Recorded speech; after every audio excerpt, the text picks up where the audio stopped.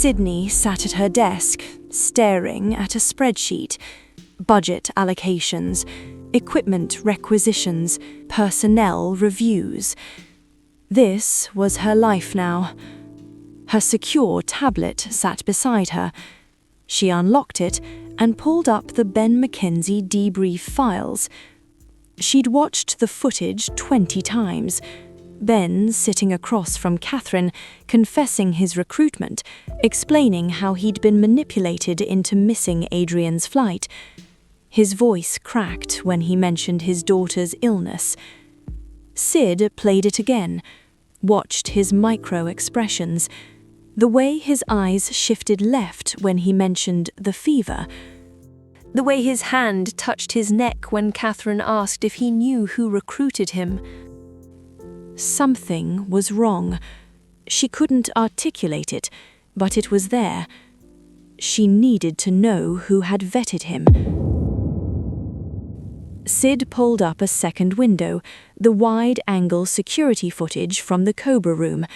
The footage showed Catherine at the head of the table, Carl Glisson to her left, the Home Secretary, the Foreign Secretary, the Defense Secretary arrayed around the conference table. But Sid wasn't watching the principals. She zoomed in on the periphery. There, against the wall, behind the Foreign Secretary's chair, a man in a charcoal suit, standing with the stillness of someone accustomed to being invisible. Raphael Lensley, Permanent Secretary at the Foreign Office. Lensley wasn't speaking, wasn't contributing to the debate. He was simply watching Catherine with the focused attention of someone studying a problem. Sid scrubbed through the footage. Lensley never looked away. She paused the video and pulled up Lensley's personnel file. 26 years in the Foreign Office. SIGINT Oversight Authorization. He would have been in position when Adrian died. More importantly, Lensley had authorized the vetted background files on Ben Mackenzie before the Berlin negotiation. His signature was on the clearance form.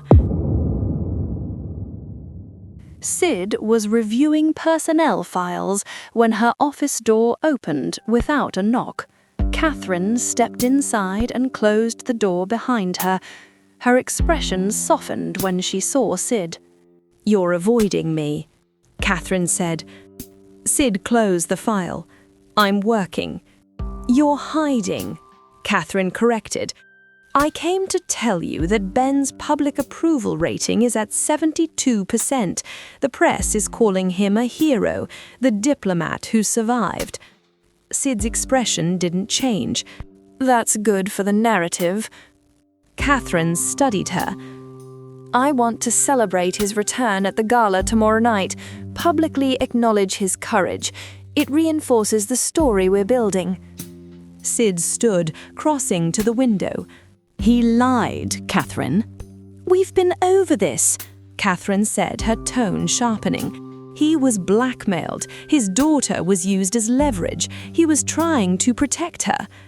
"His micro-expressions don't match his story," Sid insisted.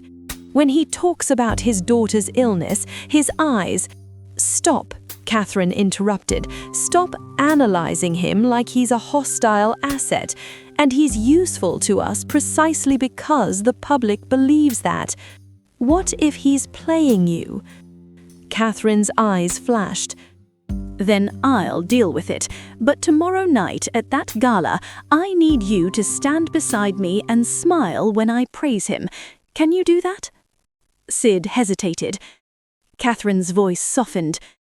"Sid, can you stop being a spook for one night? Be my partner." Her words echoed unspoken between them. "I'll try," Sid said faintly. Catherine smiled. "That's all I'm asking." That night, Sid stood in her formal wear at the edge of the ballroom, watching Catherine work the room.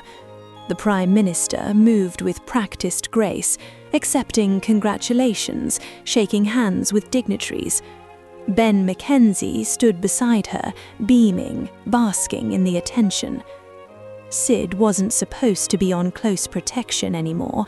Dixon's team had the detail. But Sid couldn't stay in her office.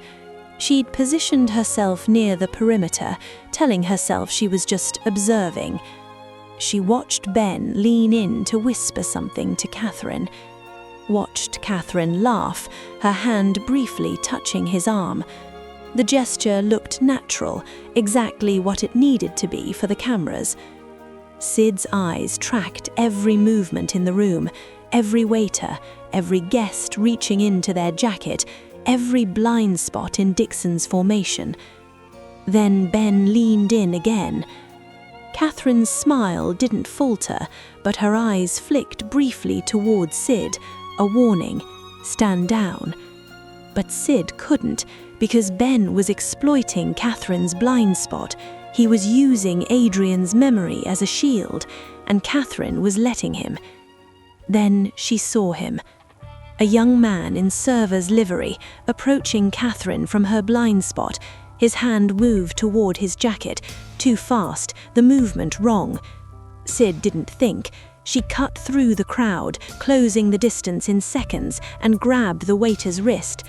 The young man gasped, his tray tilted, red wine arced through the air in slow motion, splashing across Catherine's immaculate white gown. The ballroom went silent. Catherine's eyes met Sid's across the ruined gown. The look wasn't shock anymore, it was something colder. The bathroom door stood open. Catherine was at the sink in nothing but her slip. She scrubbed her arm with a washcloth under water that was far too hot. Steam clouded the mirror. Sid stood in the doorway, tension radiating off her. The press office is spinning it. Security precaution. False alarm. Catherine didn't stop rinsing her arm. She answered the sink, not Sid. It wasn't a false alarm, Sid. It was a humiliating spectacle. You grabbed a 20-year-old hospitality student. She fired back. He reached into his jacket. The movement was wrong. Catherine snapped. He was reaching for a phone. She shut off the tap. The sudden silence felt violent. She turned towards Sid, water sliding down her arms. Her voice trembled as she continued. We talked about this in Paris. We agreed on the strategy. I draw Ben in. I let him feel safe. Then why are you sabotaging it? Because I can't watch it. She kept going, the words spilling out. I can't watch him smile at you when I know he's the reason you've been grieving. In Paris, it was files, it was data. Tonight he was standing right there, and you were smiling back. Catherine's reply was cold. I was doing my job. Sid answered. You were good at it, too good.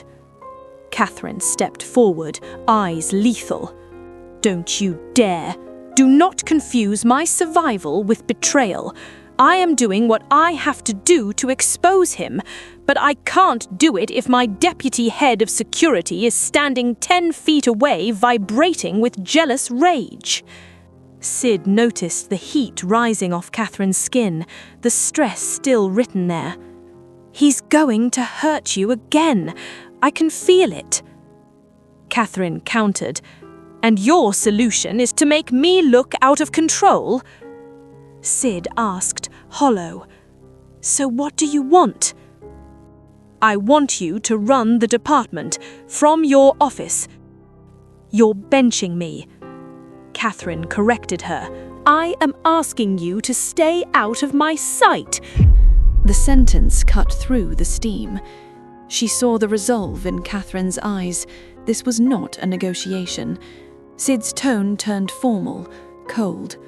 Yes, Prime Minister. She turned to leave. At the door, she paused.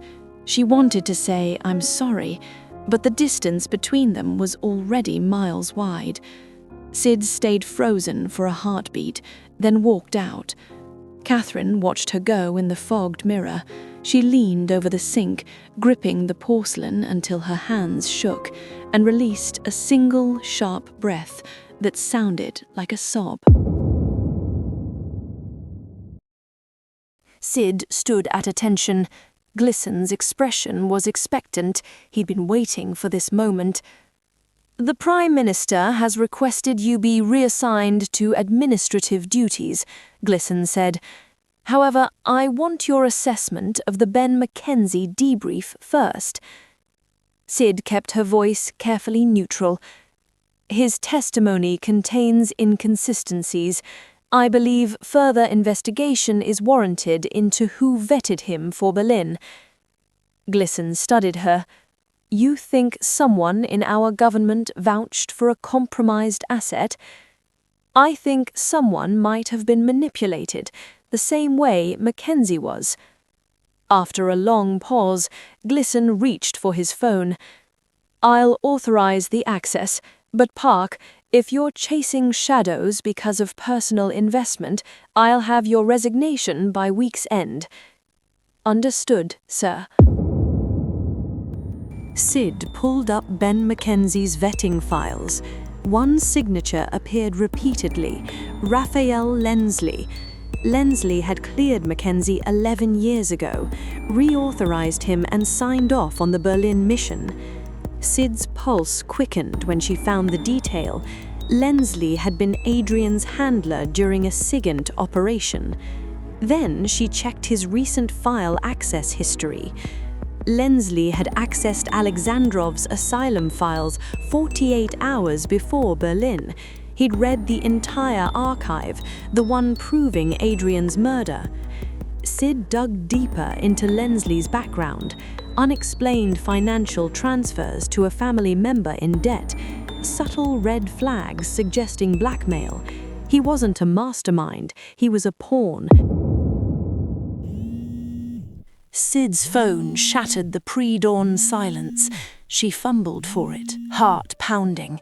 An unfamiliar voice cut through. "Lensley's dead, suspected poisoning. You need to see this."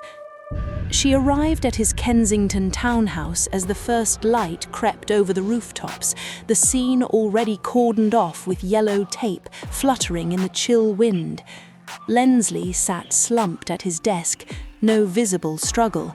His computer screen stared back blankly, wiped clean remotely. "Preliminary assessment. Novichok," the inspector murmured, gloved hands gesturing to the laptop. "Military-grade nerve agent, delivered through the thermal vents. State-level tech." Sid's stomach twisted.